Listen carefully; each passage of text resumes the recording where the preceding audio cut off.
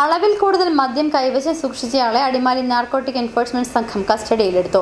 മുനിയറ തിങ്കൾക്കാട് സ്വദേശി കുട്ടൻ എന്ന് വിളിക്കുന്ന രഞ്ജിത്തിനെയാണ് നാർക്കോട്ടിക് സംഘം പിടികൂടിയത്. 30 കുപ്പികളിലായി സൂക്ഷിച്ചിരുന്ന മദ്യമാണ് പ്രതിയുടെ പക്കൽ നിന്നും കണ്ടെടുത്തത്.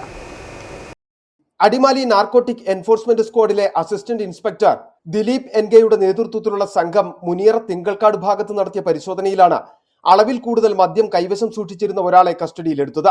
മുനിയറ തിങ്കൾക്കാട് സ്വദേശി കുട്ടൻ എന്ന് വിളിക്കുന്ന രഞ്ജിത്തിനെയാണ് നാർക്കോട്ടിക് സംഘം പിടികൂടിയത്.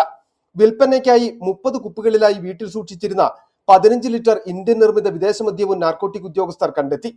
ക്രിസ്തുമസ് പുതുവത്സര ആഘോഷം മുന്നിൽ കണ്ടായിരുന്നു പ്രതി വിൽപ്പനയ്ക്കായി അളവിൽ കൂടുതൽ മദ്യം വാങ്ങി കൈവശം സൂക്ഷിച്ചിരുന്നതെന്നാണ് നാർക്കോട്ടിക് ഉദ്യോഗസ്ഥർ നൽകുന്ന വിവരം.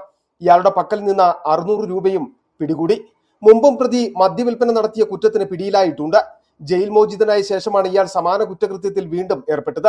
സിവിൽ എക്സൈസ് ഓഫീസർമാരായ റോജിൻ അഗസ്റ്റിൻ, മുഹമ്മദ് ഷാൻ, വനിതാ സിവിൽ എക്സൈസ് ഓഫീസർ വിസ്മയ മുരളി എന്നിവരും പരിശോധനയിൽ പങ്കെടുത്തു.